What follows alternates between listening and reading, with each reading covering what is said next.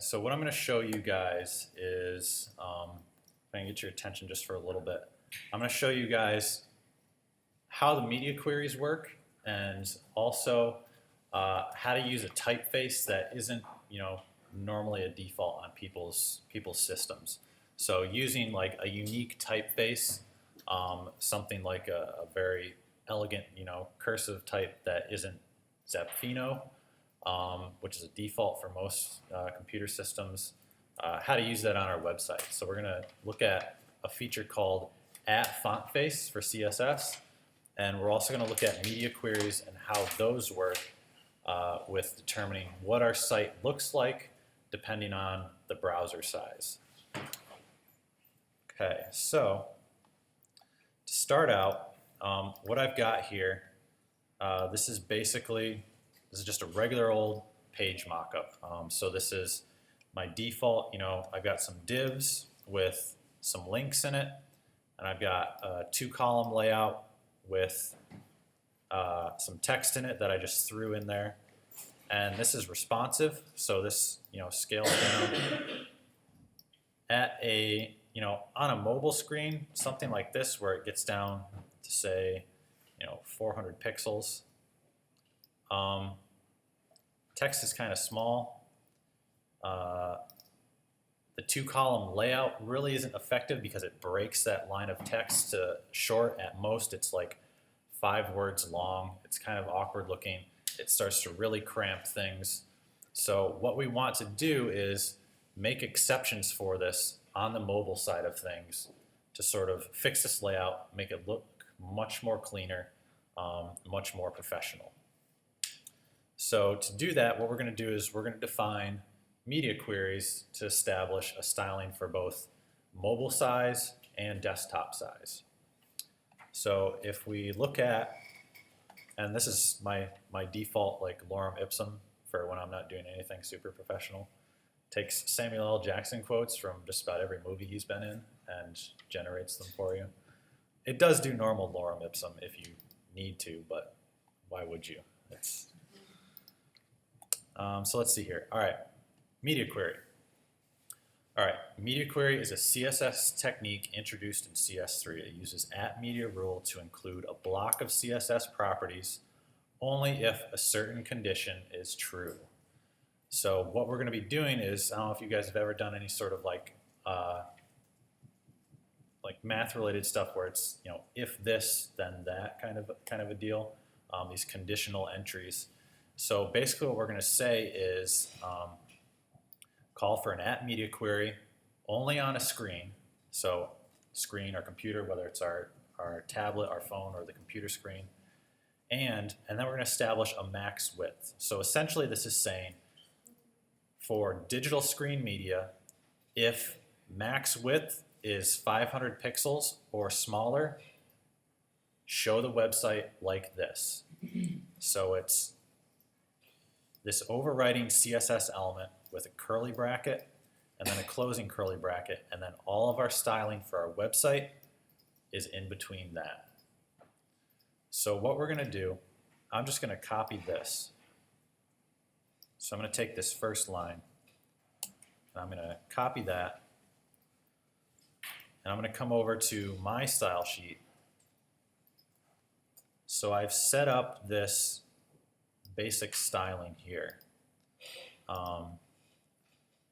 So my screen has been sized down to 400 pixels wide. I've got my basic CSS, so I've got styling for my body, the header, content block, which is this lighter gray color here, links, text block, and a footer. So if I want to set up styling now for my mobile side of things, I just need to add that media query and then establish what the mobile side of stuff is going to look like. So I'm going to drop this line I just copied in here.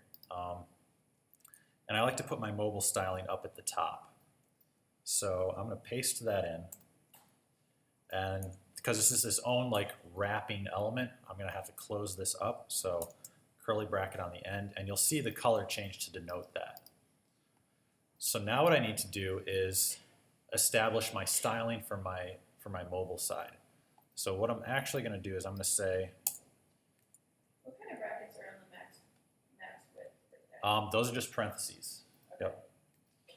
So I'm actually going to wrap my existing code into this mobile styling media query here. And I'm going to make a duplicate of this just for the mobile side or the desktop size. So you're going to have these sets of styling. So you're going to have styling for the body that's going to be, wrapped in this media query. That's for your mobile device, screens below 500 pixels, and then styling again that's not wrapped for desktop side. Does that make sense for everyone? Yeah. Can we just do that at the end of after we build it? Does that make sense? You kind of want to throw it in right at the start. So when you start, Might change it might change the look.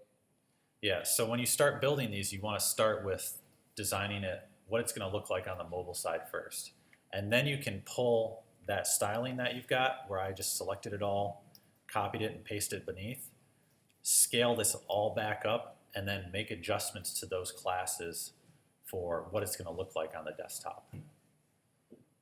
You can do it the other direction. You can design desktop first, but just from like my experience, it's hard to go back through and start pulling out images, adjusting text size down, stuff like that. Just structurally, it's more difficult. You can do it that way, but I'm just letting you guys know it's a little more difficult. Yeah. It has the max width at 500, but yours is at 400. Should you change it to 400 to match yours? You can if you want to. Or So it doesn't matter if it's 500. it doesn't matter. So basically, what the 500 denotes is that any screen that It won't go bigger than 500. no, what that's saying is at a max width of 500 pixels and lower, load the content in between. So if my screen is more than 500 pixels, It won't show the mobile. yeah. So you see here this green bar that I've now got. Yeah. So what that's saying is, so if I come here and say, so my background color here. Oops. If I set this to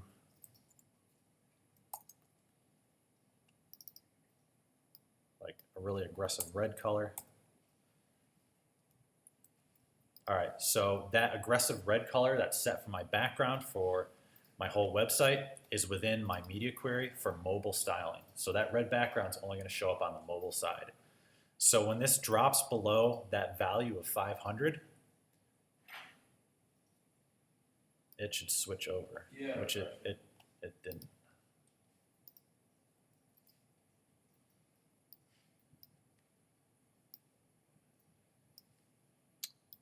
All right, so Can you just refresh it? oh, come on, go away.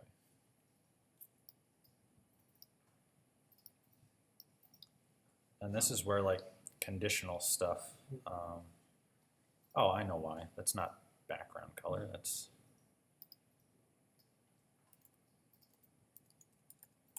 was my mistake. Okay. So background color change when it goes to 500 and then less than 500, it overwrites to that color.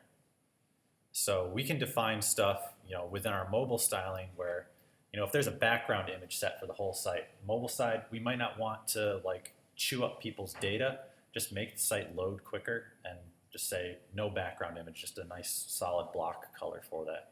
Or a much smaller, image of some sort or something much simpler.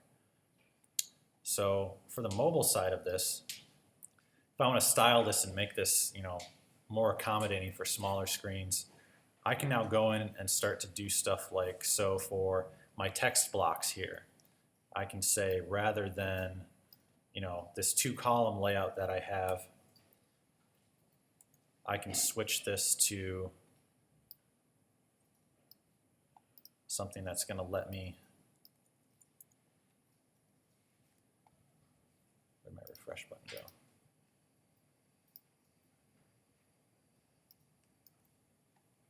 And I think Dreamweaver's giving me trouble now.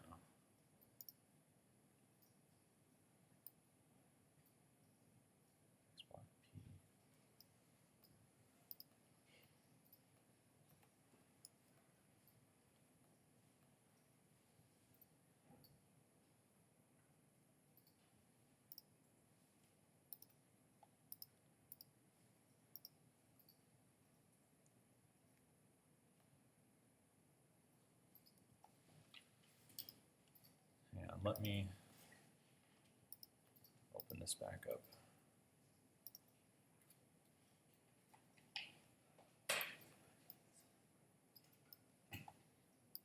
Okay.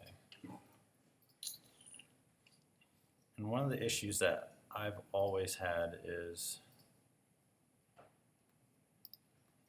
my values always tend to overwrite one another. So I have to come back through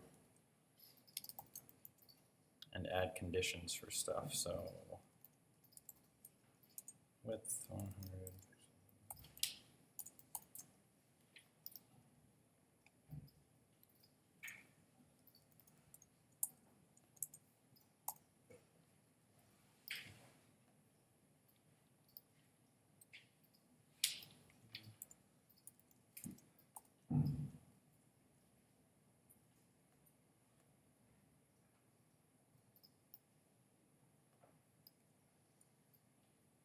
Okay, so you see there how, now this is the desktop side, this one right here. So this is overwriting my mobile side still. So what I have to do is on my mobile side, I have to define that, you know, for this scaling, this value is more important. So what I have to do is on my mobile side of things, define these as important for the mobile side. So exclamation point, important. And that corrects that issue. So now when I'm switching back and forth, desktop gets this nice 2-column layout. Mobile, it spreads it, you know, straight across. So on mobile, only an instance of where you've got these like nice, you know, grid of like 2 or 3 buttons wide where there's not a lot of content, something very simple. For the most part, your text is going to cascade 100% all the way across. And we can also start dealing with things like, you know, if our text on our desktop side, you know, side of things is 12 points. On mobile, it's a small screen. We want to make it easier to read.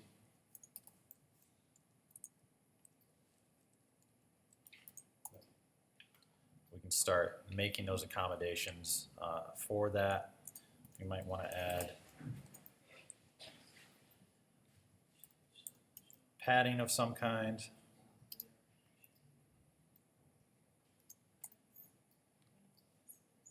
And then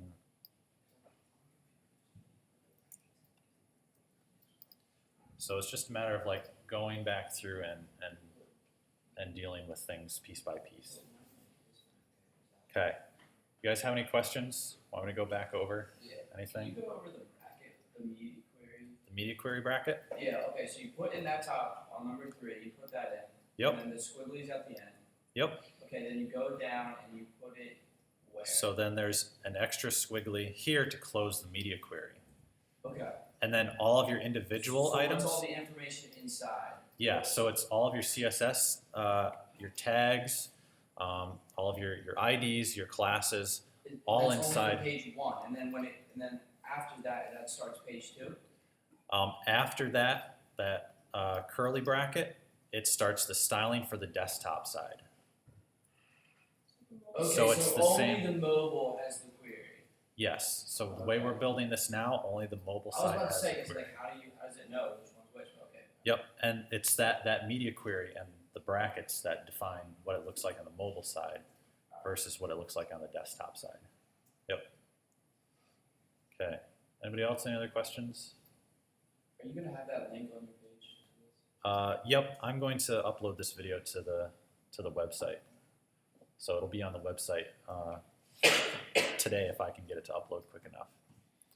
So now what I'm going to show you guys is I'm going to show you how to use a typeface other than the defaults like Helvetica, Verdana, Myriad Pro, Times New Roman. How to set that up and use that.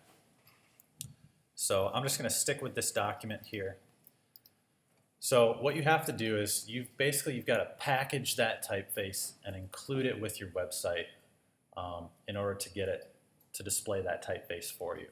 And then you have to call with the CSS. You know, some of you have probably set a font family by now, defining what kind of type you want to use.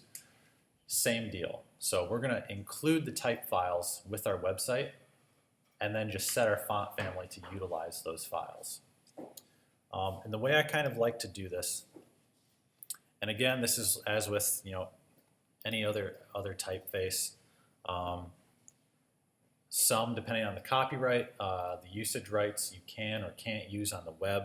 Some you have to take and rename the files and then include them that way. But a site that I really like to use for this kind of stuff is Font Squirrel. And the reason for that is Font Squirrel has this generator that basically lets you upload your typeface file. It'll generate the CSS for you. It'll package it all nicely for you, and you just take it and drop it in. The other thing that they do is along the side, they give you some sorting features, which you can see here. Licenses, there's desktop, there's web font. So I'm going to click on web font. And what that does is that's going to basically relegate everything to typefaces that are already set up to be used online. You're allowed to use them on your website.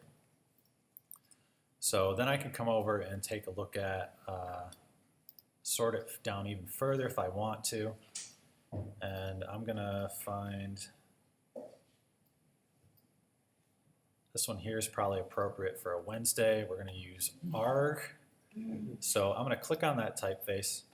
And you'll see these little icons. So these denote like where they can and can't be used. So for this one, it's got a computer screen. It's got a little icon of like basically the internet grid globe, a tablet, and a little phone. So basically what this is saying is, you're free to take this and embed it on your website through CSS and use this online. And so what I'm going to do now is, you'll see there's a link for Web Font Kit. If I click on that, it's going to open up this, and these are the same settings that you'll see in the generator if you use that. So you could go to something like duffont.com, download a typeface from there, and then feed it through the generator and get the same thing that I'm going to download right now. So this just pretty much stays as default. I'm going to download the @fontface kit for this typeface. So I've got that. I'm going to go to locate that in Finder. And what I'm going to do is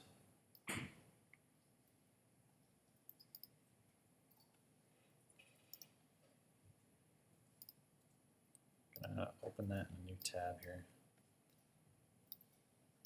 So I'm going to drill down to my website folder. So this is the directory for my website that I'm currently building, this one over here.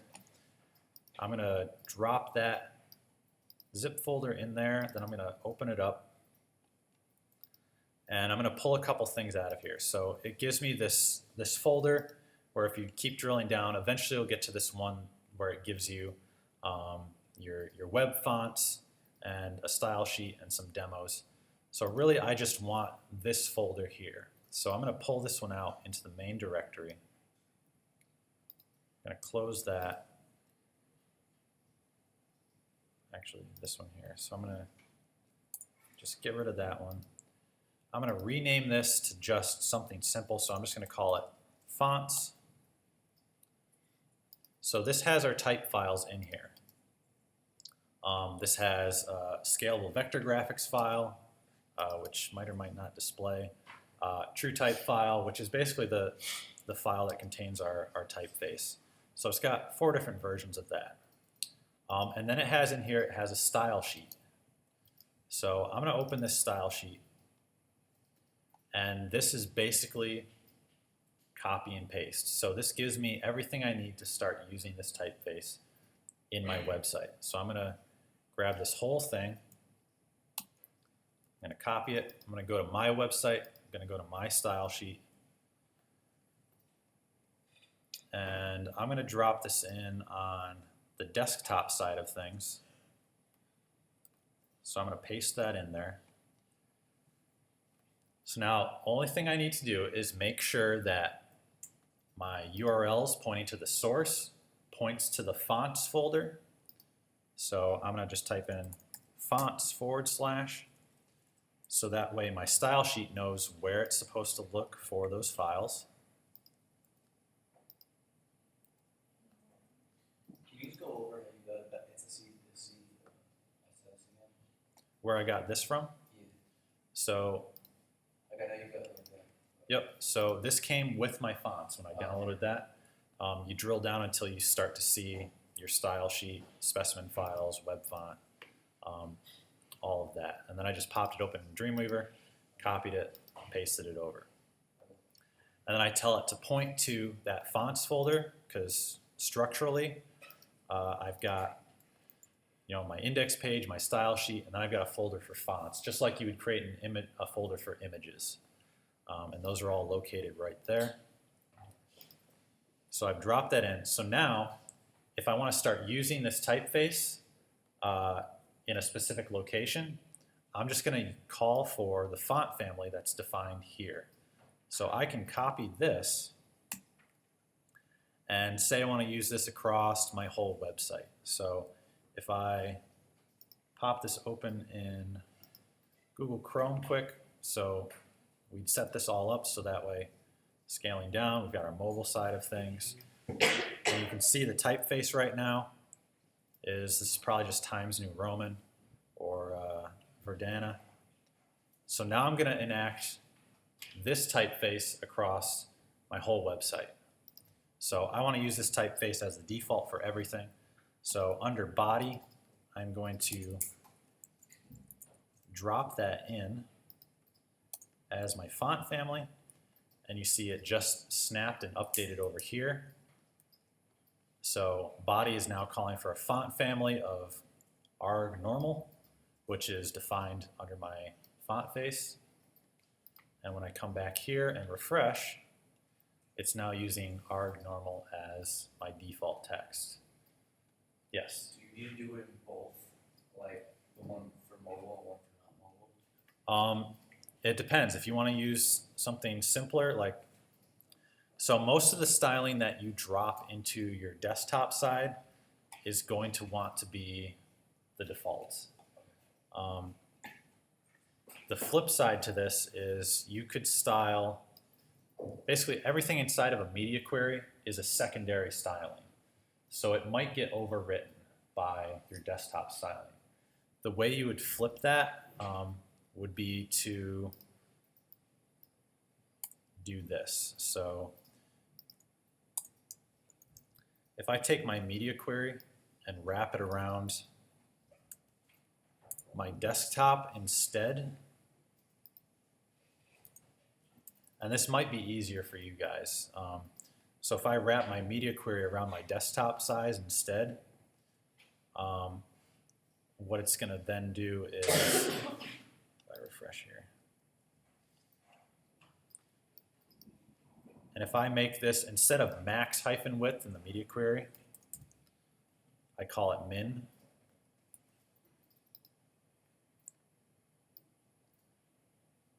So what that now allows me to do is define